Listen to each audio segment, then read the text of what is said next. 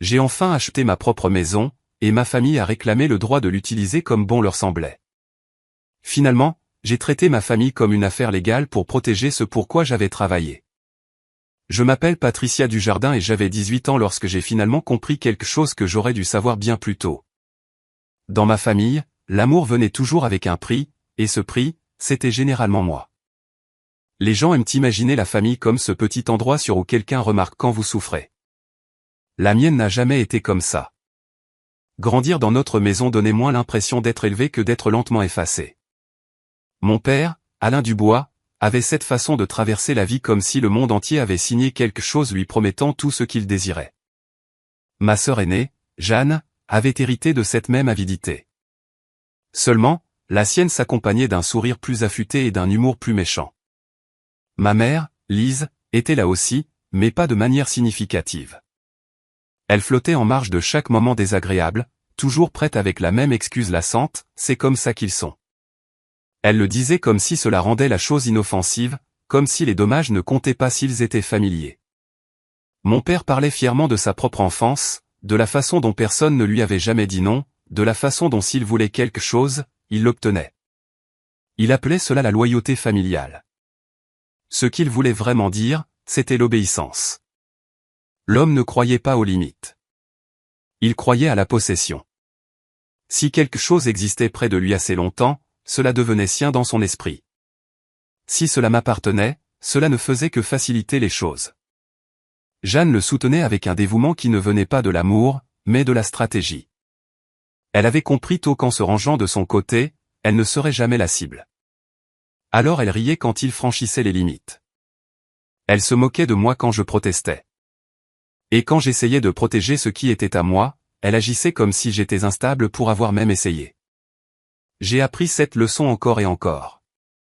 Si j'achetais quelque chose, c'était soudainement pour la maison. Si je le rangeais, j'étais secrète. Si je le réclamais, j'étais dramatique. Une fois, après des semaines d'économie grâce à mon travail, j'ai acheté un ordinateur portable dont j'avais vraiment besoin pour mes études. Je me souviens encore de la fierté que j'ai ressentie en le ramenant à la maison, comme si j'avais enfin réussi à construire une petite chose qui ne m'appartenait qu'à moi. 2 jours plus tard, Jeanne l'avait ouvert sur la table de la cuisine, des jeux en téléchargement et des traces de doigts grasses maculant déjà l'écran. Je lui ai dit de me le rendre. Elle n'a même pas levé les yeux. « Détends-toi », a-t-elle dit. « Tu ne l'utilises même pas en ce moment. » Puis mon père est intervenu de l'autre bout de la pièce, comme s'il réglait un noble différend. « C'est ta sœur. Laisse-la l'emprunter. » Emprunter. Ce mot me donnait toujours envie de rire et de crier en même temps. Chez nous, emprunter signifiait disparu. Cela signifiait endommagé. Cela signifiait rendu. Seulement après que cela n'ait plus eu l'air d'être à moi. Ma mère se tenait simplement au comptoir en rinçant la vaisselle, sans même se retourner. « Ne commence pas », a-t-elle marmonné, comme si j'étais celle qui créait le problème, comme si ma voix était la perturbation, et non leurs mains sur quelque chose pour quoi j'avais travaillé. C'est ainsi que cela se passait toujours. Vol discret, humiliation désinvolte, puis blâme. Si je pleurais, j'étais trop sensible. Si je me mettais en colère, j'étais ingrate. Si je m'éloignais, j'étais égoïste. Après un moment, j'ai cessé d'attendre l'équité. J'ai commencé à cacher les choses à la place. Je glissais des reçus dans de vieux livres. Je gardais tout ce qui avait de la valeur enfoui sous les vêtements, à l'intérieur de boîtes, derrière des tiroirs. Je vivais comme une étrangère louant un espace dans ma propre vie. Au moment où j'approchais de mes 18 ans, la maison semblait se refermer sur moi. Chaque pièce portait une version du même message, rien ici ne t'appartient. Ni tes affaires, ni ton temps, ni ta paix. Et quelque part au milieu de tout ce ressentiment, un plan a commencé à se former. Petit d'abord, silencieux, dangereux seulement parce qu'il me donnait de l'espoir. J'ai commencé à économiser chaque euro que je pouvais de mon travail à temps partiel au magasin de bricolage. J'ai sauté des repas, porté de vieilles chaussures plus longtemps que je n'aurais dû, refusé chaque petit confort qui aurait pu empiéter sur ce que je mettais de côté. Mon père me traitait d'avare. Jeanne me traitait de pathétique. Aucun d'eux n'a remarqué que j'étais en train de construire quelque chose de bien plus important qu'un compte d'épargne. J'étais en train de construire une sortie. Cette sortie est venue sous la forme d'une Honda Accord de 1998 cabossée, avec de la rouille le long de la carrosserie, un feu arrière fissuré et un moteur qui semblait supplier pitié. Pour quelqu'un d'autre, elle ressemblait à une voiture mourante. Pour moi, elle ressemblait à une possibilité. Elle était laide. Elle était vieille. Elle était à moi. Et pour la première fois de ma vie, ce mot semblait sacré. J'ai tout versé dans cette voiture. Chaque chèque de paie allait aux réparations, nouveaux pneus, une batterie, une mise au point. Tout ce que je pouvais gérer, je le faisais. Je ne faisais pas que réparer un véhicule. J'essayais de recoller un avenir où je pourrais enfin respirer.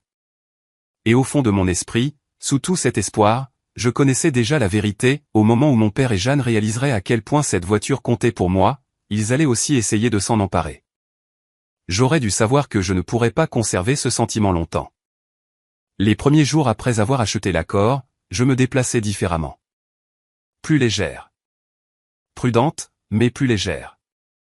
Il m'arrivait de regarder par la fenêtre au travail juste pour m'assurer qu'elle était toujours là, toujours mienne, toujours intacte. C'était plus qu'un moyen de transport. C'était la preuve que je pouvais construire quelque chose de mes propres mains sans la permission de personne. Ce genre de preuve était dangereux dans une maison comme la mienne. Mon père a remarqué le changement avant même de remarquer la voiture elle-même. Il avait une manière de repérer la joie chez moi, de la même manière que certaines personnes remarquent la fumée, comme si cela signifiait que quelque chose était sur le point de s'enflammer. « Tu as été bien suffisante récemment », a-t-il dit un matin au-dessus de toast brûlés et de café noir. « Qu'est-ce qui te rend si fier, exactement ?» J'ai haussé les épaules et j'ai gardé les yeux sur mon assiette. J'avais appris que l'enthousiasme était quelque chose que l'on cachait près de lui. S'il le voyait, il s'en moquerait ou le ruinerait. Généralement les deux. Jeanne, bien sûr, l'a découvert de toute façon. Elle est sortie un après-midi alors que j'essuyais la poussière du capot, les bras croisés, son expression déjà tordue par cette supériorité ennuyée qu'elle portait comme un parfum. « C'est ça, le grand plan ?» a-t-elle demandé, regardant la voiture de haut en bas. « Tu engages ton avenir sur cette épave ?» Je n'ai pas répondu. J'ai continué à essuyer. Elle a ri sous cape. « Waouh, tu es vraiment sérieuse. » Oui, j'étais sérieuse. Plus sérieuse que je ne l'avais jamais été pour quoi que ce soit. J'ai passé des mois à réparer cette voiture quand je ne travaillais pas. J'ai appris les sons. J'ai appris les odeurs. J'ai appris la différence entre un problème qu'on peut ignorer une semaine et un qui pourrait vous laisser en panne sur le bord de la route. J'ai appris jusqu'où la détermination pouvait s'étirer quand la peur était juste derrière. Je rentrais épuisé, m'éraflais les jointures sur le métal, tachais mes vêtements d'huile, et me couchais avec un sentiment de fierté étrange. Chaque réparation me semblait être un pouce de plus entre moi et la famille qui avait passé des années à me convaincre que je n'y arriverais jamais seul. Mais plus l'accord commençait à paraître fiable, plus mon père et Jeanne s'y intéressaient. Jeanne l'a prise la première fois sans même demander. Je suis rentré du travail et je me suis tenu dans l'allée, fixant l'espace vide où elle aurait dû être. La panique m'a saisi si vite qu'elle m'a presque donné le vertige. Je l'ai appelé. Pas de réponse. J'ai appelé mon père. Il a décroché à la 3e sonnerie, l'air irrité, comme si je l'avais interrompu dans quelque chose d'important.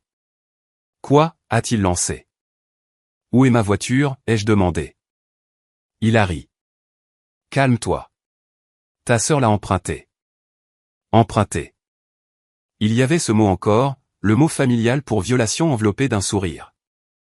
Elle est rentrée des heures plus tard comme si de rien n'était, musique à fond, une main sur le volant, mâchant du chewing-gum comme si elle jouait le rôle principal dans un film sur la vie de quelqu'un d'autre.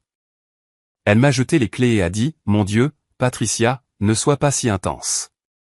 Je l'ai juste emmené faire un tour. » Mon père était déjà sur le porche, prêt à intervenir. « Ce n'est qu'une voiture, » a-t-il dit. « Arrête de faire une crise pour tout. » Je les ai fixés tous les deux, sentant cette vieille chaleur impuissante monter dans ma poitrine. Ce n'était pas juste la voiture. C'était la certitude dans leur visage, la confiance que je n'avais aucun droit d'objecter. Les choses ont empiré après cela. La plupart du temps, ils ne faisaient même plus semblant de demander. Je rentrais d'un service et la voiture était partie. Parfois c'était Jeanne. parfois mon père. Parfois ils partaient tous les deux avec, comme s'ils faisaient un exercice de consolidation d'équipe tordue. Chaque fois que je protestais, ils agissaient comme si j'étais égoïste de vouloir un respect de base. Nous sommes une famille, disait mon père. Pourquoi dois-tu toujours faire de tout un problème personnel? Parce que personne d'autre ne m'a jamais laissé garder quoi que ce soit. Je voulais crier. Parce que si je ne me battais pas pour ce qui était à moi, vous me dépouilleriez de tout. Un soir, ils sont revenus avec une énorme bosse sur le panneau latéral. J'ai d'abord entendu le moteur, puis le bruit des pneus dans l'allée. Je suis sorti et j'ai immédiatement vu les dégâts, nets et laids dans la lumière déclinante. Qu'est-il arrivé à ma voiture, ai-je crié avant que l'un d'eux ne puisse commencer à parler. Jeanne est sortie du côté passager et n'a même pas vraiment regardé. Elle est vieille, a-t-elle dit en haussant les épaules. Qui s'en soucie? Mon père est sorti plus lentement, fermant la porte avec un calme délibéré, comme si la maîtrise pouvait effacer ce qu'ils avaient fait. Tu devrais être reconnaissante que nous l'ayons ramené, a-t-il dit. Quelque chose en moi s'est brisé alors, pas bruyamment, pas de manière spectaculaire, juste assez pour que tout ce qui a suivi paraisse différent. J'ai cessé de laisser les clés là où il pouvait les trouver. Je les cachais dans ma chambre, dans des chaussures, sous des planches de plancher lâches, partout où je pensais qu'ils ne regarderaient pas. Mais tout cela n'a fait que transformer la situation en jeu. Une nuit, je me suis réveillé au bruit de quelqu'un dans ma chambre. Je me suis assise brusquement, le cœur battant contre mes côtes, et j'ai vu Jeanne accroupie près de ma commode, fouillant mes affaires dans le noir. « Que fais-tu » ai-je lancé. Elle s'est retournée et a souri comme si c'était drôle, comme si le fait d'être surprise en flagrant délit me rendait déraisonnable. « Ne sois pas paranoïaque » a-t-elle dit. Je cherchais juste quelque chose. Je savais exactement ce qu'elle cherchait. Et à en juger par son expression, elle savait que je le savais. À partir de ce moment, j'ai dormi plus légèrement. J'ai fait moins confiance. Et j'ai commencé à comprendre quelque chose d'affreux et de définitif. L'accord n'était pas seulement un moyen de transport pour eux. C'était un test. Ils avaient besoin de prouver que même maintenant, même avec quelque chose que j'avais payé moi-même, je n'avais toujours pas le droit de dire non. Le point de rupture est arrivé un matin qui semblait trop ordinaire pour devenir un désastre. Je me suis réveillé en retard, déjà agacé contre moi-même, j'ai enfilé mon jean de la veille et j'ai regardé par la fenêtre par habitude. L'allée était vide. Pendant une seconde, mon cerveau a refusé de traiter l'information. Puis tout en moi est devenu froid. J'ai parcouru la maison en courant, cherchant mon père et Jeanne, mais ils étaient tous les deux partis aussi. J'ai appelé mon téléphone depuis la cuisine, puis j'ai vérifié le comptoir, puis ma chambre, puis le vide-poche où je gardais une clé de secours. Vide. Quelque part entre les tremblements de mes mains et le silence dans la maison, ça m'a frappé. Ils avaient trouvé la clé de secours avant même que je réalise qu'elle existait. J'ai appelé mon père en premier. Pas de réponse. J'ai appelé Jeanne directement en messagerie vocale. J'ai appelé encore et encore jusqu'à ce que ma colère cesse de ressembler à de la colère et commence à ressembler à de la peur. L'accord n'était pas parfait. Il était vieux, fragile par endroits, rafistolé par l'entêtement et des pièces bon marché. Il conduisait comme si tout était jetable, y compris moi. Au moment où la police a appelé, mon estomac s'était déjà noué. L'agent au téléphone m'a demandé si j'étais Patricia Dujardin et si je possédais une Honda Accord de 1998. Je me souviens d'avoir agrippé le bord du comptoir de la cuisine si fort que mes doigts me faisaient mal. Oui, ai-je dit. Pourquoi? Il y eut une pause juste assez longue pour rendre les choses pires. Votre véhicule a été intercepté pour excès de vitesse. Votre père était au volant. Votre sœur était sur le siège passager. Bien sûr qu'elle y était. J'ai fermé les yeux. Même là, même avec un policier me disant ce qui s'était passé, une partie de moi n'arrivait toujours pas à croire qu'ils avaient fait cela ensemble si calmement, comme si c'était leur droit. Quand je suis arrivé pour récupérer la voiture, mon père était appuyé contre le mur à l'extérieur comme s'il était ennuyé par tout cela. Jeanne se tenait à côté de lui, les bras croisés, ennuyée et agacée, comme si toute l'affaire avait gâché sa journée plutôt que de faire exploser la mienne. Dès que je me suis approché, mon père m'a regardé avec dégoût au lieu de honte. « Si tu n'étais pas si égoïste, a-t-il dit, nous n'aurions pas eu à faire ça. » J'ai ri, car l'alternative était de hurler. Tu as volé ma voiture, ai-je rétorqué. Jeanne a levé les yeux au ciel. Voilà, ça recommence, a-t-elle marmonné. Tout est toujours une énorme trahison avec toi. Je voulais que quelqu'un entende ça. Je voulais que l'agent à proximité intervienne et dise, non, c'est exactement de cela qu'il s'agit. Vol, manipulation, abus déguisé en droit de famille. Mais personne ne l'a fait. Le monde a continué de tourner et j'étais toujours la seule personne dans ma vie censée traiter la folie comme un malentendu. Quand nous sommes rentrés, mon père m'a dit de m'asseoir dans le salon. Pas demandé, dit. Ce ton signifiait toujours qu'il était sur le point de prononcer un verdict qu'il avait déjà jugé juste. Jeanne était affalée dans le fauteuil d'angle, une jambe repliée sous elle, souriant comme si elle avait des sièges au premier rang pour quelque chose d'amusant. Ma mère planait près de l'encadrement de la porte, tordant un torchon entre ses mains, ce qui était sa façon de participer sans jamais vraiment choisir un camp. Si tu ne peux pas supporter de vivre sous mon toit, a dit mon père, alors tu dois partir. Tu as 2 semaines pour faire tes bagages et déguerpir. Pendant une seconde, la pièce est devenue étrangement calme. Pas silencieuse, calme. Comme si l'air lui-même attendait de voir si j'allais craquer. Jeanne a laissé échapper un petit son, mi-rire, mi-soupir, et a secoué la tête comme si j'avais provoqué cela moi-même. Bonne chance là-bas, a-t-elle dit, sa voix dégoulinant de fausse sympathie. Tu en auras besoin. Ma mère m'a regardé alors, vraiment regardé, et pendant une stupide seconde, j'ai pensé que c'était peut-être le moment. Peut-être qu'elle dirait enfin assez. Peut-être qu'elle lui dirait qu'il était allé trop loin. Au lieu de cela, elle a simplement baissé les yeux et a murmuré, peut-être qu'une séparation sera bonne pour tout le monde. Cela a fait plus mal que son ordre, plus mal que le sourire narquois de Jeanne, car la cruauté de mon père était prévisible. La capitulation de ma mère n'a jamais cessé de ressembler à une coupure fraîche. Être mise à la porte aurait dû sembler être le pire moment. Sur le papier, peut-être que ça l'était. J'avais 18 ans, sans le sou, et soudainement avec une date limite sans nulle part où aller. Mais ce qui m'a vraiment fait déraper, c'est à quel point ils semblaient tous les deux contents. Mon père avec sa certitude froide. Jeanne avec cette petite lueur triomphante dans les yeux comme si elle avait finalement gagné quelque chose. Il croyait vraiment qu'il m'enseignait une leçon. Il croyait vraiment que je reviendrais en rampant, humiliée et reconnaissante.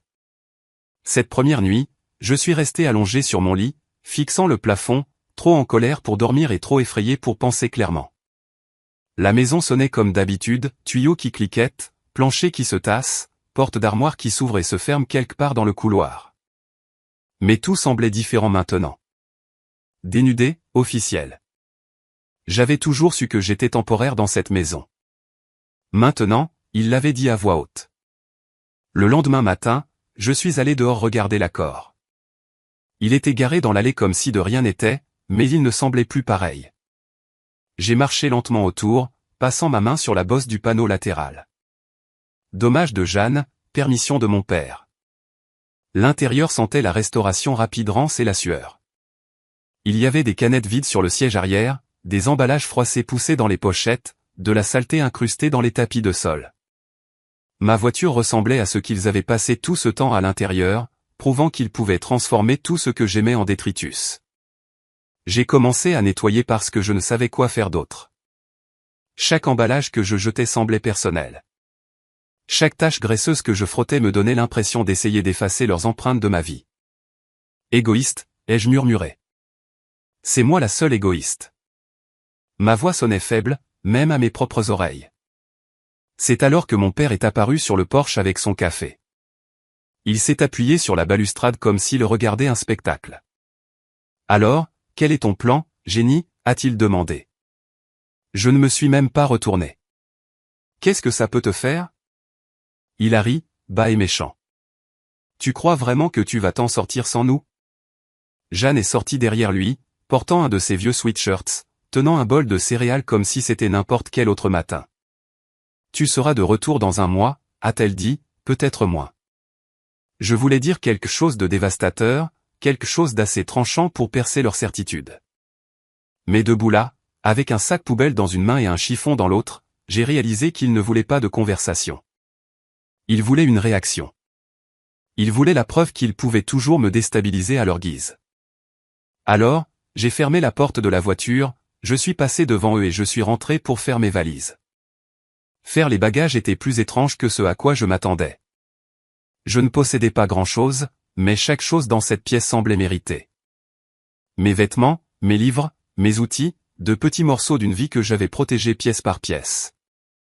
J'ai fourré tout ce que je pouvais dans des sacs de sport et une boîte à outils cabossée, essayant de ne pas trop penser à ce qui allait se passer ensuite. Parce que la vérité est que je n'avais pas de vrai plan. Je ne pouvais pas me permettre un appartement. Je n'allais pas aller supplier des parents qui me répéteraient la version de l'histoire de mon père. Tout ce que je savais, c'était ceci, je partais. Et pour la première fois de ma vie, partir semblait moins terrifiant que rester. J'ai chargé la voiture avec des mains tremblantes. Puis j'ai vérifié le vide-poche où je gardais mes économies.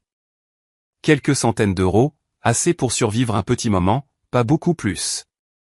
Je me suis assise au siège conducteur un instant, la porte encore ouverte, fixant la maison. Il y avait une petite partie humiliante de moi qui se demandait si je devais rentrer et m'excuser. Pas parce que je croyais avoir tort, mais parce que la survie vous fait penser des choses laides. Peut-être que si j'avalais ma fierté. Peut-être que si je disais tout ce qu'ils avaient besoin d'entendre, peut-être que je pourrais m'acheter plus de temps. Puis j'ai imaginé Jeanne dans ma chambre cherchant mes clés. Mon père disant que le vol était de ma faute. Ma mère détournant le regard. J'ai démarré le moteur. Alors que je reculais dans l'allée, le soulagement et la peur m'ont frappé en même temps si fort que cela m'a presque rendue nauséeuse. Soulagement de les laisser enfin derrière moi. Peur parce que je n'avais aucune idée où j'allais. J'ai conduit longtemps sans destination, essayant juste de distancer le son de leur voix dans ma tête. Au coucher du soleil, je me suis retrouvé garé dans le coin le plus éloigné d'un parking de supermarché, seul sous une lumière vacillante. Cette nuit-là, je me suis recroquevillé sur le siège conducteur avec un sweat à capuche sous la tête et j'ai à peine dormi. Le lendemain matin, je me suis réveillé raide, froide et furieuse. Mais il y avait autre chose aussi. Quelque chose de plus stable. Il pensait m'avoir brisé. Il pensait que me mettre dehors me ferait revenir en rampant, humiliée et reconnaissante. Allongé là avec mon cou douloureux et mon avenir grand ouvert de la manière la plus laide possible, je me suis fait une promesse, ils allaient découvrir exactement ce que je pouvais faire sans eux. L'idée ne m'est pas venue comme une grande révélation. Elle s'est glissée silencieusement, à moitié formée, alors que je parcourais mon téléphone avec des doigts raides et un cou endolori, toujours assise sur ce parking de supermarché. J'étais fatigué, mal à l'aise, et plus que désespéré pour quelque chose qui ressemblait à une direction. C'est là que je suis tombé sur une vidéo sur les mini-maisons. Au début, j'ai failli rire. Les endroits dans la vidéo étaient magnifiques, soignés, et totalement hors de portée. Finition en bois propre, rangement astucieux, éclairage doux. Cela ressemblait à quelque chose conçu pour des gens qui avaient déjà la stabilité, pas pour quelqu'un qui venait de passer la nuit recroquevillé dans une voiture qui sentait légèrement le vieux rembourrage et l'anxiété. J'étais sur le point de passer à autre chose quand une autre image a attiré mon attention, une caravane de 5e roue. Pas jolie, pas soignée, mais réelle, petite, portable, et plus important encore, possible. Je me suis redressé un peu, soudainement plus éveillé que je ne l'avais été de toute la matinée. Une caravane n'était pas seulement un endroit où dormir. C'était quelque chose que personne d'autre ne pouvait revendiquer. Quelque chose qui ne se trouvait pas sous le toit de mon père ou soumis à ses règles. Quelque chose que je pouvais déplacer. Quelque chose que je pouvais verrouiller. Quelque chose qui était à moi d'une manière que rien n'avait jamais été auparavant. Plus j'y pensais, plus cela avait du sens. Je n'avais pas besoin de la perfection. J'avais besoin de contrôle. Les jours suivants, c'est devenu une obsession. À chaque pause au travail, chaque moment de calme dans la voiture, je parcourais les annonces, Le Bon Coin, Marketplace, tout ce qui pouvait contenir quelque chose à ma portée. La plupart étaient impossibles. Des prix qui auraient pu être écrits dans une autre langue. 20 000 € pour quelque chose qui ressemblait à un plateau de télévision. J'ai ignoré cela et j'ai continué à chercher. Je ne cherchais pas le beau. Je cherchais le potentiel. C'est là que je l'ai trouvé, une 5e roue Keystone Cougar de 2001. Les photos étaient granuleuses et mal éclairées, mais même à travers cela, je pouvais voir qu'elle avait une structure. Elle n'était pas en train de s'effondrer, juste négligée. La description était courte, nécessite quelques travaux. Tout fonctionne. 3500 €. Mon cœur s'est mis à battre plus vite d'une manière qui s'approchait dangereusement de l'espoir. C'était encore plus que ce que j'avais, mais c'était assez proche pour essayer. Le nom du vendeur était Sam. Nous avons échangé quelques messages, et 2 jours plus tard, je conduisais pour le rencontrer. Son endroit était à environ 45 minutes, situé sur un terrain qui semblait avoir connu des jours meilleurs. Il m'a salué d'un signe de tête rapide et m'a conduite sur le côté de la maison. Le cougar est par ici, a-t-il dit. Et là, elle était. Elle ressemblait exactement à ce à quoi je m'attendais. Peinture délavée, quelques bosses sur le côté, de l'herbe poussant autour des pneus comme si elle était restée là un moment. Mais elle ne s'effondrait pas. Elle se tenait solide, attendant. Elle est un peu rude, a admis Sam en se grattant l'arrière du cou. Mais la plomberie fonctionne. Le toit ne fuit pas. Les pneus sont neufs. J'ai fait le tour lentement, absorbant tout. L'intérieur était exigu, démodé et sentait légèrement le renfermer, mais il avait ce dont j'avais besoin, une petite cuisine, une salle de bain, un endroit pour dormir, un endroit pour exister sans demander la permission. Jusqu'où êtes-vous prêt à baisser le prix, ai-je demandé, essayant de garder ma voix stable, même si ma poitrine se serrait. Sam m'a étudié un instant, comme s'il essayait de prendre une décision. Si vous pouvez l'enlever d'ici cette semaine, a-t-il dit finalement, je vous la laisse pour 3000 €. Mon estomac s'est retourné. C'était encore un étirement, plus qu'un étirement. Mais si je laissais passer ça, je ne savais pas quand une autre chance comme celle-ci se présenterait. Marché conclu, ai-je dit avant de pouvoir douter de moi. Le problème suivant m'a frappé presque immédiatement après lui avoir serré la main. Mon accord n'allait pas remorquer quelque chose comme ça. Pas même de loin, ce qui signifiait que j'avais besoin d'aide. Vraie aide. Et il n'y avait qu'une seule personne à laquelle je pouvais penser, mon cousin Étienne. Étienne était l'une des rares personnes de ma famille qui n'orbitait pas autour de la gravité de mon père. Il vivait à environ 30 minutes de la ville, sur un terrain encombré de vieux camions, de projets à moitié terminés et de suffisamment d'outils pour construire presque n'importe quoi si l'on savait ce que l'on faisait. Et Étienne savait ce qu'il faisait. Quand je l'ai appelé et que je lui ai expliqué la situation, il y eut une brève pause sur la ligne. Pas de jugement, pas d'hésitation, juste lui en train de traiter l'information. « Amène ta voiture », a-t-il dit. « On va trouver une solution. » Comme ça, tout simplement. Quand je suis entré dans son allée, il était déjà dehors, s'essuyant les mains sur un chiffon, appuyé avec décontraction sur le capot de son camion. « Alors », a-t-il dit, souriant légèrement. « Tu le fais vraiment ?» J'ai hoché la tête. « Je dois le faire », ai-je dit. C'est le seul moyen que j'ai pour m'offrir mon propre espace. Il n'a pas posé de questions. Il ne m'a pas dit que c'était irréaliste. Il n'a pas ri comme Jeanne l'aurait fait. Il a juste hoché la tête une fois. D'accord, a-t-il dit. Voyons ce que nous avons. Nous avons passé le reste de l'après-midi à préparer son camion pour remorquer la caravane. Étienne avait cette manière de faire fonctionner les choses qui semblaient presque sans effort, même quand ce n'était clairement pas le cas. Il bougeait avec confiance, ajustant, serrant, improvisant si nécessaire. Au moment où le soleil commençait à se coucher, tout était prêt. « Tu peux la garer ici », a-t-il dit alors que nous finissions. « Plein d'espace, et crois-moi, ton père ne va pas débarquer ici et créer des ennuis. » Quelque chose dans la façon dont il l'a dit me faisait le croire. Le lendemain, nous sommes retournés chez Sam et nous avons sorti la caravane. Le trajet du retour était angoissant. Je ne cessais de vérifier les rétroviseurs, m'attendant à ce que quelque chose tourne mal à tout moment, mais elle tenait bon. Chaque kilomètre parcouru sans incident me semblait être une petite victoire. Quand nous sommes finalement arrivés sur la propriété d'Étienne et que nous l'avons garée, je me suis juste assise un instant, la fixant, laissant l'information s'installer. C'était à moi. La première nuit à l'intérieur de la caravane n'avait rien à voir avec les vidéos. Le matelas sentait légèrement le moisi. Le papier peint s'écaillait par endroits. L'évier goûtait à moins de tourner la poignée juste comme il fallait. Mais rien de tout cela n'avait d'importance. Je me suis allongé là, fixant le plafond, écoutant le calme, un vrai calme. Pas le silence tendu de la maison de mon père, et j'ai ressenti quelque chose que je n'avais pas ressenti depuis longtemps, la sécurité.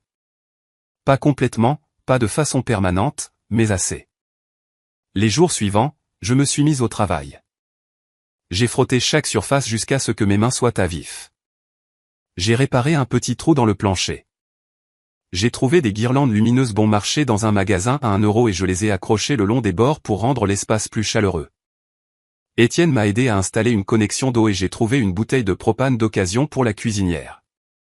Ce n'était pas parfait. Ce n'était même pas proche. Mais chaque changement la faisait ressembler davantage à moi. Et ce sentiment, aussi fragile soit-il, commençait à grandir. Pour la première fois de ma vie, je ne faisais pas que survivre à ce que ma famille me faisait.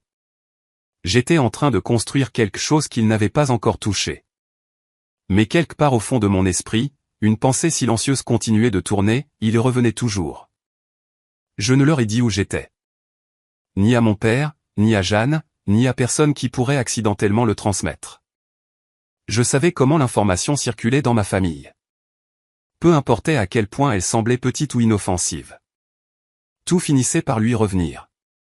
Pourtant, une partie de moi espérait que si je restais silencieuse assez longtemps, si je gardais la tête baissée et me concentrais sur la reconstruction de ma vie, peut-être qu'ils perdraient leur intérêt. C'était ma première erreur. Les nouvelles n'avaient pas besoin de permission pour voyager. Elles n'avaient besoin que de curiosité. Quelques jours après avoir commencé à m'installer dans la caravane, Étienne est venu me voir alors que j'étais sur le toit, scellant une petite fissure près du bord. Il n'a rien dit au début. Il a juste pointé du doigt l'allée. « Tu as de la visite ?» a-t-il dit. Quelque chose dans son ton a fait chuter mon estomac avant même que je ne regarde. J'ai descendu l'échelle et je l'ai vu immédiatement, le vieux camion de mon père entrant comme s'il y appartenait. Le gravier craquant sous les pneus d'une manière trop familière. Jeanne était sur le siège passager, lunettes de soleil sur le nez, affalée comme si elle arrivait dans un endroit où elle avait tout le droit d'être. « Tu te moques de moi ?» ai-je marmonné, essuyant mes mains sur mon jean alors qu'il descendait. Mon père a avancé le premier, examinant lentement la caravane, ses yeux parcourant chaque bosse et chaque réparation comme s'il évaluait sa valeur. Jeanne a suivi, les bras croisés, sa bouche tordue dans cette même expression à moitié amusée, à moitié ennuyée qu'elle arborait toujours quand elle pensait que j'étais difficile. Aucun d'eux n'a dit bonjour. Ils ne le font jamais quand ils sont sur le point de prendre quelque chose. Beau montage, a dit mon père enfin, sa voix codée dans une fausse approbation. On dirait qu'il pourrait bénéficier de quelques travaux, cependant. Tu suis l'entretien. J'ai croisé les bras, me forçant à rester immobile. Que voulez-vous, ai-je demandé. Il a souri, pas gentiment. Nous avons discuté, a-t-il dit, jetant un coup d'œil à Jeanne comme si c'était une décision commune. Et nous pensons qu'il est temps que tu montres un peu de gratitude. Laisse-nous prendre la caravane pour le week-end. Ce n'est pas comme si tu en faisais quelque chose d'important. Jeanne est intervenue immédiatement comme si elle attendait sa réplique. Oui, elle est juste là, a-t-elle ajouté. Tu peux te passer d'elle quelques jours. Pendant une seconde, je les ai juste fixés. Tout ce travail, toutes ces nuits passées à dormir dans ma voiture. Toutes les réparations, le nettoyage, les petits détails qui avaient lentement transformé cette caravane en quelque chose de vivable. Et il se tenait là, agissant comme si c'était un article de rechange que je pouvais prêter sur un coup de tête. Non, ai-je dit. Cela est sorti calme, plus doux que ce à quoi je m'attendais, mais cela a eu plus d'impact que tout ce que j'aurais pu crier. C'est ma maison, ai-je continué. Je ne vous la prête pas. L'expression de mon père a changé instantanément, la politesse feinte tombant comme si elle n'avait jamais été là. Tu es ridicule, a-t-il lancé. Nous sommes une famille. Les familles cèdent. J'ai laissé échapper un petit souffle, presque un rire. Drôle de façon de fonctionner, ai-je dit. Parce que la seule fois où vous voulez de l'aide, c'est quand ça vous profite. Jeanne a levé les yeux au ciel de manière bruyante et dramatique. Et voilà, encore, a-t-elle murmuré. Toujours la victime. Je l'ai ignorée. J'ai passé des années à essayer de discuter avec elle, à essayer d'expliquer des choses qu'elle n'avait aucun intérêt à comprendre. Cela n'a jamais été une question de la convaincre. Vous m'avez pris assez, ai-je dit, gardant mon attention sur mon père. La réponse est non. Pendant un instant, j'ai senti l'air changer, comme si quelque chose dans l'équilibre des pouvoirs avait légèrement échappé à son contrôle. C'est alors qu'Étienne est intervenu. Il avait observé à distance, les bras croisés, son expression illisible jusqu'à présent. Il s'est approché et s'est arrêté à côté de moi, pas assez près pour que cela paraisse dramatique, mais assez près pour qu'il soit clair que je ne me tenais pas seul. « Vous l'avez entendu » a-t-il dit calmement. Non veut dire non. Les yeux de mon père ont dévié vers lui, l'irritation clignotant sur son visage. « Cela ne vous concerne pas » a-t-il dit sèchement. Étienne n'a même pas cligné des yeux. « Ça me concerne quand vous êtes sur ma propriété » a-t-il répondu. Cela a frappé plus fort que tout ce que j'aurais pu dire. Pendant un instant, j'ai pensé que mon père allait perdre les pédales. Sa mâchoire s'est serrée, ses mains se sont légèrement crispées le long de son corps. Jeanne a changé de poids soudainement, moins détendue qu'auparavant. Mais ensuite, aussi vite que cela s'était construit, la tension s'est rompue. Il a secoué la tête, a marmonné quelque chose à voix basse et s'est détourné. « Incroyable » a-t-il dit. « Allez. » Jeanne l'a suivi, mais pas avant de me lancer un dernier regard. Pas en colère, pas surpris, juste calculateur. « Tu vas le regretter » a dit mon père en montant dans le camion. Ils sont partis dans un nuage de poussière et de bruit, comme une tempête qui n'était pas complètement passée. Je suis resté là un long moment après leur départ, mon cœur battant toujours, mes mains plus serrées que je ne le pensais. Étienne m'a regardé. « Ça va » a-t-il demandé. J'ai hoché la tête, même si je n'étais pas entièrement sûr que c'était vrai. « Oui » ai-je dit. « C'est juste. Je savais qu'ils essaieraient quelque chose. Je ne pensais pas que ce serait si rapide. » Étienne a laissé échapper un court souffle, presque un rire. « Les gens comme ça n'attendent pas » a-t-il dit. « Ils cherchent juste le chemin le plus facile pour entrer. Je pensais que ce serait la fin.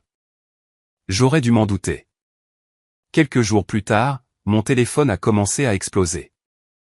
Appels, SMS, messages de parents avec qui je parlais à peine, tous avec le même ton, confus, déçus, jugeants. Mon père et Jeanne avaient déjà fait ce qu'ils faisaient toujours, ils avaient réécrit l'histoire. Selon eux, j'étais égoïste, ingrate, refusant d'aider mon pauvre père, qui voulait juste un simple week-end loin de tout. « Pourquoi ne peux-tu pas juste le laisser l'emprunter » a demandé une de mes tantes au téléphone, sa voix pleine d'approbation. « Ce n'est pas comme si tu en faisais quelque chose d'important. » J'ai fermé les yeux, serrant mon téléphone plus fort. « C'est important » ai-je dit. « C'est ma maison. » Il y eut une pause à l'autre bout, puis un soupir. « Ce n'est pas la même chose » a-t-elle dit. « C'est ton père. » Exactement. C'était le problème. Les appels ne se sont pas arrêtés. Chaque conversation me donnait l'impression d'être ramené au même vieux scénario, au même vieux rôle où l'on s'attendait à ce que je plie, que je m'excuse, que je cède pour le bien de la famille. Après un moment, j'ai cessé de répondre. J'ai laissé le téléphone sonner. J'ai laissé les messages s'accumuler parce que, pour la première fois, j'ai compris quelque chose clairement, il ne demandait pas. Il faisait pression. Et quand cela ne fonctionnait pas, il passait à la vitesse supérieure. La pensée s'est installée calmement, mais elle n'est pas partie. Il le faisait toujours. Pendant quelques jours, le calme est revenu. Trop calme. Au début, je me suis dit que c'était fini. Que peut-être, juste peut-être, ils avaient finalement compris le message. Étienne a même plaisanté à ce sujet un soir alors que nous finissions une petite réparation sur son camion. « Tu crois que je les ai effrayés pour de bon ?» a-t-il demandé avec un sourire. J'ai secoué la tête. « Non » ai-je dit. « Ils ne sont pas comme ça. Ils ne s'arrêtent pas. Ils attendent juste. » Je ne savais pas à quel point j'avais raison jusqu'à la nuit où je me suis réveillé au bruit. C'était subtil au début, un faible cliquetis métallique suivi du bruit doux d'un mouvement à l'extérieur. Pendant un moment, j'ai pensé que c'était le vent qui déplaçait quelque chose. La caravane craquait parfois quand l'air bougeait juste comme il faut. Mais c'était différent. Trop délibéré, trop prudent. Mon cœur a commencé à s'emballer avant que mon esprit ne suive complètement. J'ai glissé hors du lit aussi silencieusement que possible et je me suis dirigé vers la fenêtre, chaque pas semblant plus lourd que le précédent. Quand j'ai jeté un coup d'œil à travers la vitre, le souffle m'a quitté d'un coup. Ils étaient là. Mon père accroupi près de l'attelage, des outils à la main, tripotant la serrure comme s'il l'avait fait 100 fois auparavant. Jeanne se tenait à côté de lui, tenant une lampe de poche, jetant un coup d'œil par-dessus son épaule toutes les quelques secondes, comme si elle craignait que quelqu'un ne les surprenne, comme si elle ne savait pas déjà exactement ce qu'il faisait. Pendant une seconde, je suis resté là, figé. Ce n'était pas la première fois qu'ils franchissaient une limite. Ce n'était même pas la pire chose qu'ils avaient faite. Mais quelque chose dans cette scène semblait différent, plus froid, plus délibéré. Ils ne faisaient plus semblant. Ils ne demandaient plus. Ils prenaient. Ils essayaient de voler ma maison. Le choc s'est vite dissipé, remplacé par quelque chose de plus vif. J'ai attrapé mon téléphone, j'ai enfilé mes chaussures et j'ai poussé la porte assez fort pour qu'elle claque contre le côté de la caravane. « Qu'est-ce que vous foutez » ai-je crié. Ils ont tous deux sursauté. Mon père a laissé tomber l'outil qu'il tenait, le bruit de sa chute résonnant fort dans le silence. Jeanne s'est retournée, le faisceau de la lampe de poche balayant sauvagement pendant une seconde avant qu'elle ne le stabilise. « Détends-toi » a-t-elle dit rapidement. Trop rapidement. Nous étions justes. Arrête, les jeux interrompus. Ne commence même pas. Vous essayez de voler ma caravane au milieu de la nuit. Tu es sérieuse là? Mon père s'est redressé lentement, se brossant les mains comme s'il n'avait pas été pris accroupi au-dessus d'une serrure. Ce n'est pas du vol, a-t-il dit, sa voix calme d'une manière qui aggravait la situation. Nous sommes une famille. Nous voulions juste l'emprunter. Emprunter, ai-je répété, un rire amer m'échappant avant que je ne puisse m'en empêcher. Vous voulez dire voler, parce que c'est exactement ce que c'est. Jeanne s'est avancée, tenant toujours la lampe de poche, son expression retombant déjà dans cette irritation familière. Mon Dieu, Patricia, tu es tellement dramatique. Ce n'est pas comme si nous allions la garder. Quitter la propriété, ai-je dit, pointant vers leur camion. Maintenant, avant que je n'appelle la police. C'est là que le visage de mon père a changé. Pas en colère, pas embarrassé, juste froid. Tu appellerais vraiment la police pour ton propre père, a-t-il demandé, sa voix basse. Oui, ai-je dit sans hésitation. Le mot est resté suspendu entre nous, plus lourd que tout ce qui avait été dit. Jeanne a ricané, roulant des yeux. Incroyable, a-t-elle murmuré. Tu dois vraiment grandir. Grandir, ai-je fait l'écho, ma voix s'élevant malgré moi. C'est toi qui te faufiles au milieu de la nuit comme des criminels. Avant que l'un ou l'autre ne puisse répondre, le plafonnier de la maison d'Étienne s'est allumé. La porte s'est ouverte une seconde plus tard, et Étienne est sorti, un pied de biche à la main et une lampe de poche à l'autre. Il ne s'est pas précipité, n'a pas crié. Il s'est juste tenu là, observant la scène avec un calme qui rendait tout plus aigu. Que se passe-t-il, a-t-il appelé. Mon père a immédiatement essayé de se ressaisir, levant légèrement la main comme si tout cela n'était qu'un malentendu. Juste un désaccord familial, a-t-il dit. Étienne n'y a pas cru une seconde. On dirait une effraction, a-t-il répondu, sa voix ferme. Vous voulez m'expliquer pourquoi vous tripotez cet attelage à cette heure? Jeanne a ouvert la bouche, probablement prête avec une autre excuse, mais Étienne l'a coupée avant qu'elle ne puisse dire un mot. Arrêtez, a-t-il dit. Vous avez environ 30 secondes pour monter dans votre camion et partir, ou j'appelle la police moi-même. Pour la première fois cette nuit-là, ils ont hésité. Ce n'était pas moi qui les inquiétais. C'était lui.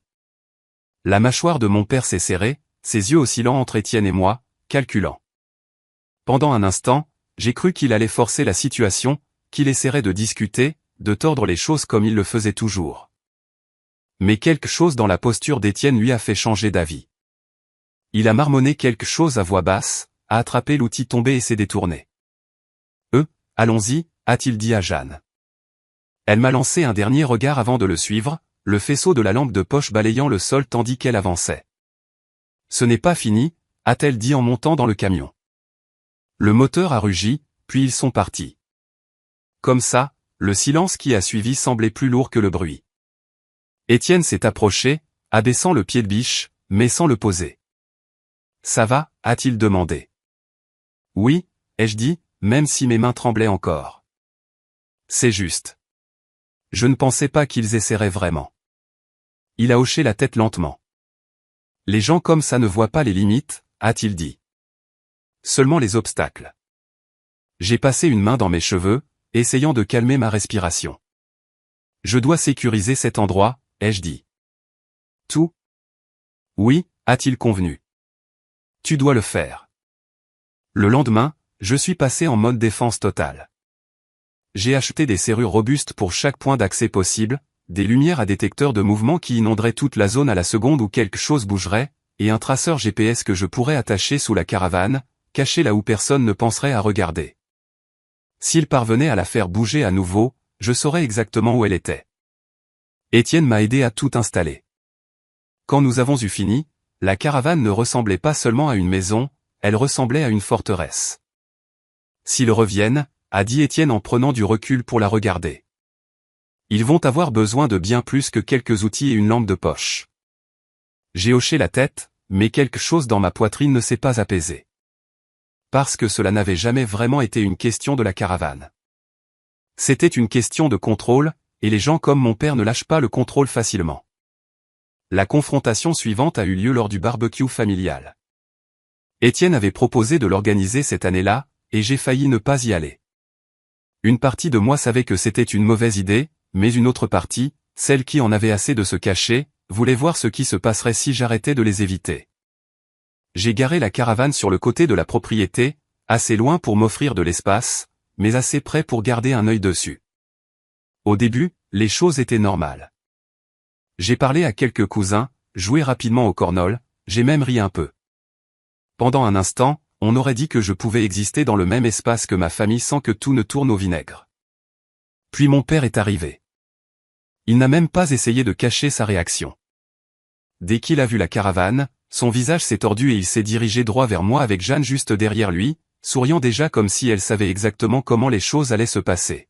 « Tu as vraiment amené ça ici ?» a-t-il dit à voix haute, s'assurant que tout le monde autour pouvait entendre.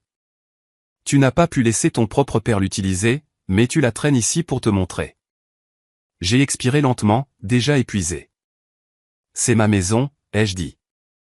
Je peux l'emmener où je veux. » Incroyable, a-t-il lancé en levant les mains. Tu ne te soucies pas du tout de la famille, n'est-ce pas? Jeanne est intervenue immédiatement. Sérieusement, a-t-elle ajouté. Tu as fait de toute cette histoire une question de toi. Une petite foule s'était rassemblée à ce moment-là, regardant, attendant, et pour une fois, je n'ai pas eu envie de me faire petite. Avant que je puisse répondre, quelqu'un d'autre a pris la parole. Chloé.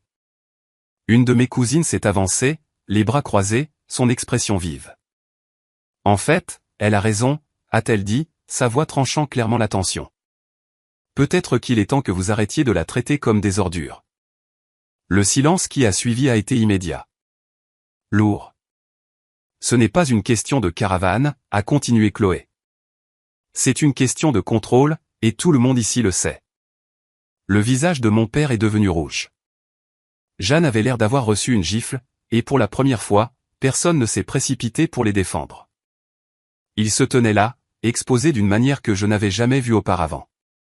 Mon père a marmonné quelque chose à voix basse et s'est détourné, s'éloignant en trombe sans un mot de plus. Jeanne l'a suivi. Sa confiance habituelle s'est fissurée juste assez pour révéler quelque chose en dessous. Je n'ai rien dit. Je n'en avais pas besoin, car pour une fois, je n'étais pas seul à me tenir là. Pendant un petit moment après cela, tout est redevenu calme.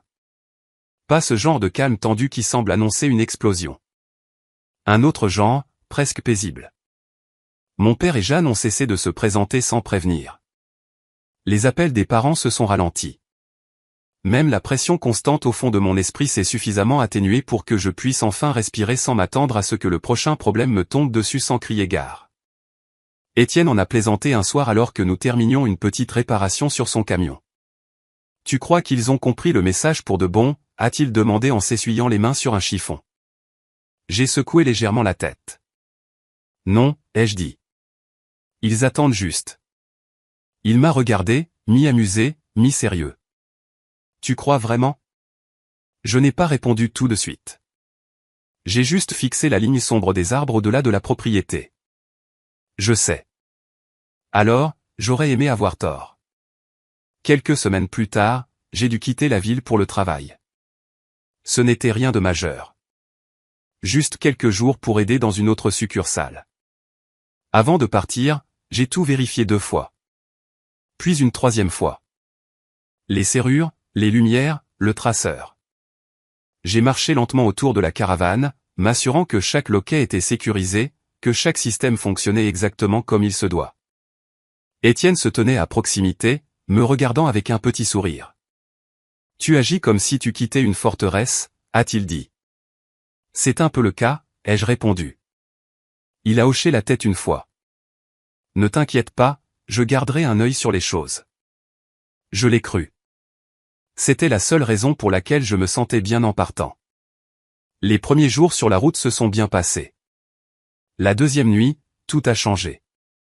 J'étais assise sur le bord du lit dans le motel, parcourant mon téléphone, à moitié distraite, à moitié épuisée, quand la notification est arrivée. Au début, j'ai pensé que c'était un bug. L'application a clignoté, puis s'est actualisée, montrant l'emplacement de la caravane en mouvement. J'ai fixé l'écran, ne comprenant pas. Puis elle s'est mise à jour encore et encore. Elle ne dérivait pas. Elle ne bougeait pas sur place. Elle voyageait. Mon estomac est tombé si bas que j'ai eu l'impression d'avoir manqué une marche dans le noir. J'ai attrapé mon téléphone et j'ai appelé Étienne immédiatement. Il a décroché à la 2e sonnerie. « Salut, quoi de neuf ?» a-t-il demandé. « As-tu déplacé la caravane ?» ai-je demandé, ma voix déjà tendue.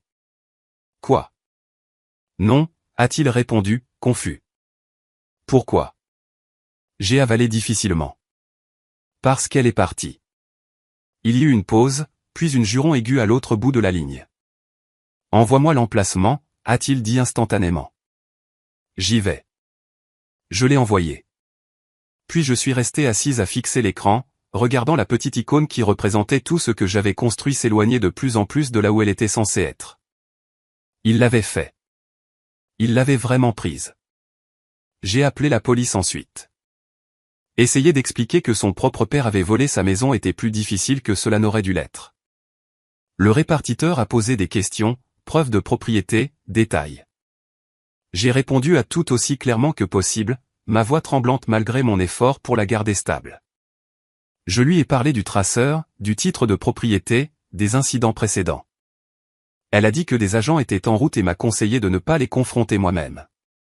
Ce n'était pas un problème. J'étais à des heures de là. Étienne m'a rappelé quelques minutes plus tard. « Je les ai » a-t-il dit. Je me suis redressé, ma prise sur le téléphone se resserrant. « Où » ai-je demandé. « Old Mill Road » a-t-il répondu. Je garde mes distances jusqu'à l'arrivée des flics, mais je peux les voir. Ton père conduit. Jeanne est sur le siège passager. Bien sûr qu'elle y était. J'ai fermé les yeux une seconde, me ressaisissant. Reste avec eux, ai-je dit. Ne fais rien tant que la police n'est pas là. Oui, a-t-il dit. Je ne suis pas stupide. Les minutes suivantes ont semblé des heures. Puis sa voix est revenue au fil de la ligne, plus nette cette fois. Les flics sont là, a-t-il dit. Ils sont en train de le stopper. Je pouvais l'entendre en arrière-plan. Portière qui s'ouvre, voix, mouvement. Oui, ils l'ont fait sortir du camion, a continué Étienne. Ils se disputent. Bien sûr qu'il le fait, mais il n'y croit pas. Un petit sentiment de satisfaction inattendu m'a traversé. Pour une fois, mon père ne contrôlait pas le récit. Pour une fois, quelqu'un d'autre décidait de ce qui était vrai. Quand je suis revenu le lendemain, tout s'était déjà déroulé. Mon père avait été arrêté. Jeanne n'avait pas été inculpée. Elle ne conduisait pas. Mais d'après ce qu'Étienne m'a dit, elle avait fait tout un plat quand il l'avait emmenée, criant, se disputant, agissant comme si elle était la victime dans tout ça. Quand je suis allé au poste pour donner ma déposition, l'agent en charge de l'affaire m'a regardé attentivement. « Vous êtes sûr de vouloir porter plainte ?» a-t-elle demandé. « C'est votre père. » Je n'ai pas hésité. « Oui » ai-je dit. Le mot semblait lourd, définitif, mais il semblait aussi juste d'une manière que rien d'autre n'avait jamais été auparavant. Il franchit des limites depuis toute ma vie, ai-je continué. J'en ai fini de le laisser s'en tirer. Mon père a fini par plaider coupable. Il a évité la prison, mais l'amende était lourde, et il a été condamné à payer des dommages et intérêts. D'après ce que j'ai entendu, il était furieux, m'en tenant rigueur, blâmant le système, blâmant n'importe qui sauf lui-même. Jeanne est restée silencieuse après cela. Plus de visites surprises, plus de messages, juste le silence. La famille s'est divisée. Certains ont dit que j'étais allé trop loin, que j'aurais dû régler ça en privé, que j'aurais dû être plus compréhensive. D'autres, comme Chloé, ont dit qu'il était temps que quelqu'un lui tienne tête. Pour la première fois de ma vie, je me fichais de leur camp, parce que pour la première fois, je ne vivais plus sous leur contrôle. Je vivais ma propre vie. Quelques semaines plus tard, j'ai pris une décision. J'avais économisé assez. Pas beaucoup, mais assez pour passer à l'étape suivante. Étienne m'a aidé à rendre la caravane entièrement prête pour la route.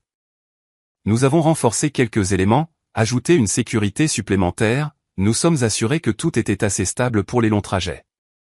Tu pars vraiment, a-t-il demandé alors que nous l'attachions une dernière fois. Oui, ai-je dit. C'est le moment. Il a hoché la tête, un petit sourire étirant le coin de sa bouche. Ne disparais pas complètement, a-t-il dit. Et s'ils essaient encore quelque chose, Je sais, les jeux interrompus, souriant légèrement. Je t'appellerai. Quitter sa propriété était différent de la première fois où j'avais quitté la maison de mon père. C'était de la fuite. Cela ressemblait à un choix. Je ne savais pas exactement où j'allais. Je n'avais pas de plan parfait dessiné. Mais pour une fois, cela ne m'effrayait pas, car quoi qu'il arrive ensuite, ce serait à moi. Les premières nuits sur la route étaient calmes. Je me suis garé dans un petit camping juste à l'extérieur de la ville, assise près d'un petit feu, regardant le ciel s'étendre au-dessus de moi d'une manière que je n'avais jamais vraiment remarquée auparavant. Pas de cris, pas de porte qui claque, personne qui prenait ce qui ne lui appartenait pas. Juste de l'espace, juste le silence, juste moi. Et pour la première fois, c'était suffisant. I ain't got much to pay you with. You know, that's okay. You like fishing? You come with me someday. I know some pretty good spots. I'm a pretty poor fisherman. Yeah, well, I'm great, so between the two of us, we do okay. My cabin is right over on the other side of O'Crea's Run there. Thanks again. You throw me again, you old dumb bastard, I'm gonna put a bullet in you. I'll see you again. No worries, buddy. No worries.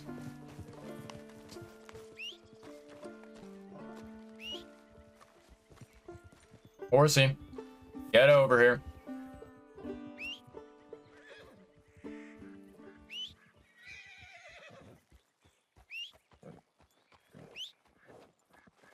Yeah, there you are, you.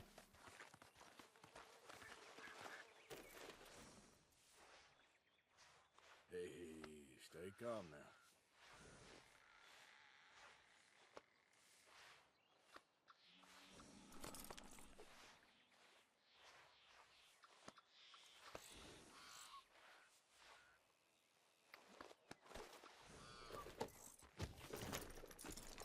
Okay. Yep. Let's keep going, chat.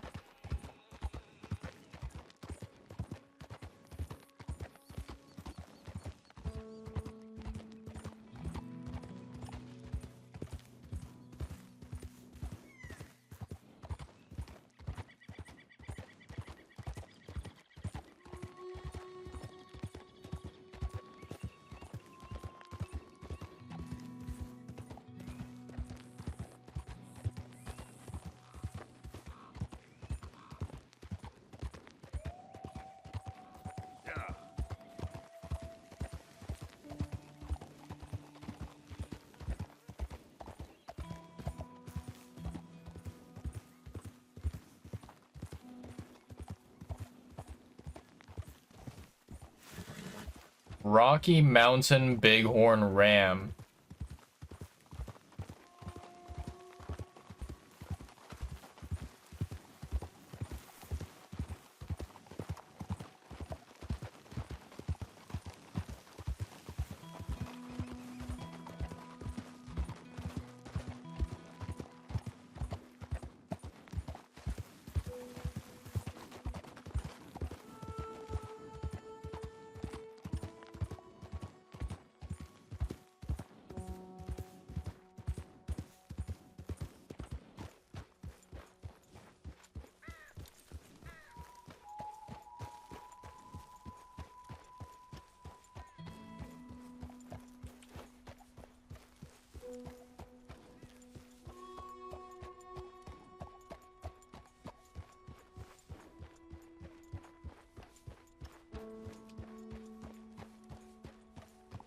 Maybe I should have hunted down one of those rams and, you know, ate it for sustenance.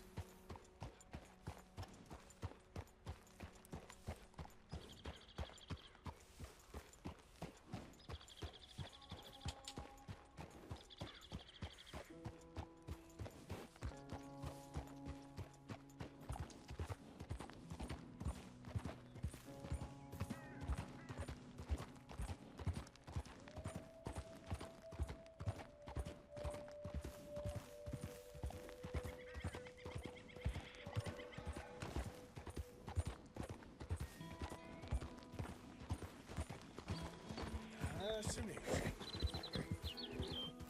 Whoa, that's it, boy. Easy.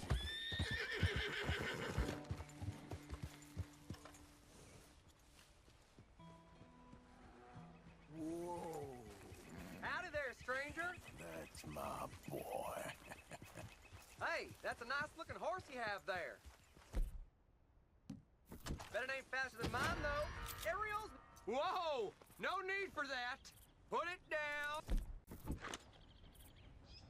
Why not a race to Calumet Ravine? Nope, no thanks. That's it, feller. All right, no problem. No harm in asking. I thought this dude was about to fucking rob me of my horse. Bro came up to me and was like, that's a nice looking horse you have there. I was like, bitch, you better stay the fuck away. I ain't fucking around with these guys. I do love that, the dialogue lines, you know, when you pat the old horsey. You're a good boy. He's a good horse. He's a good horse. And I think that deep down, Arthur Morgan is a softie, you know?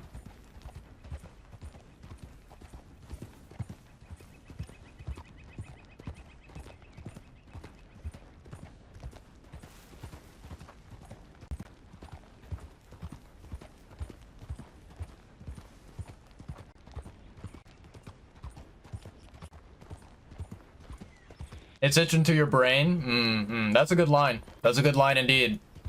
100%.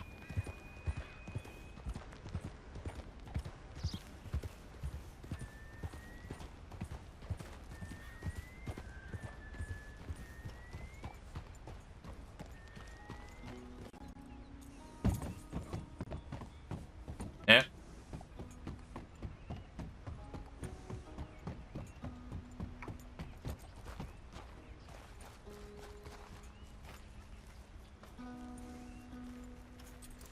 Catch your breath, boy.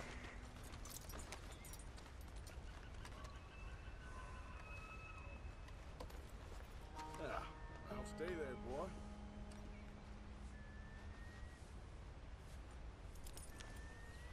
Okay.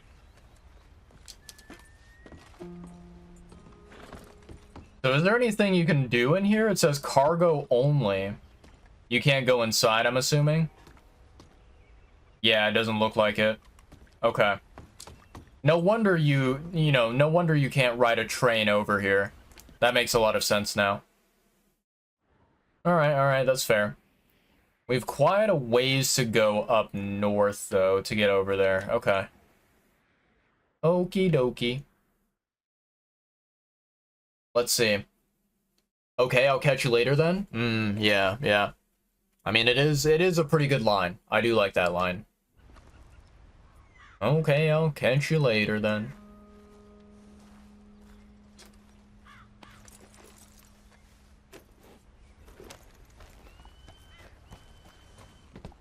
Yep.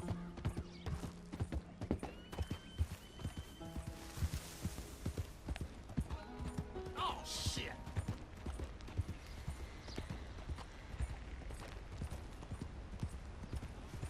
¡Suéltame! ¡Ayúdame!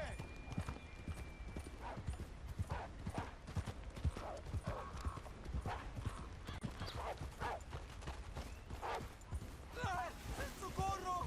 ¡El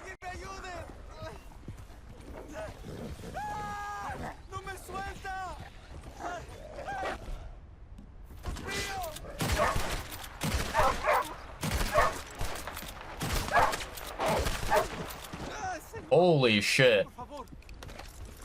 Ayúdeme. Me duele.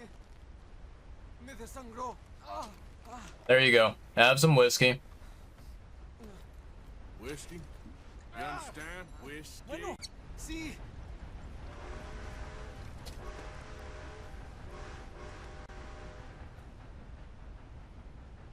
You okay, bud? No puedo.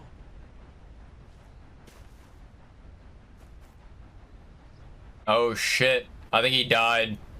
Uh-oh.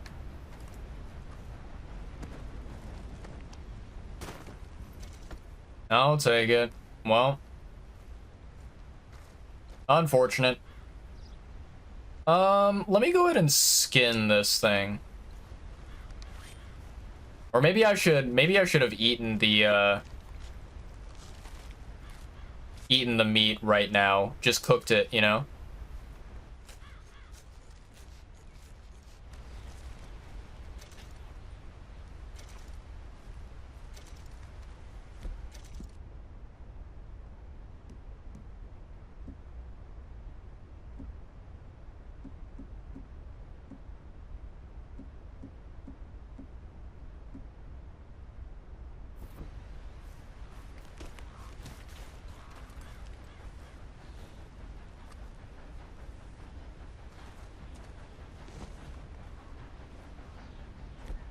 Okay, let's see.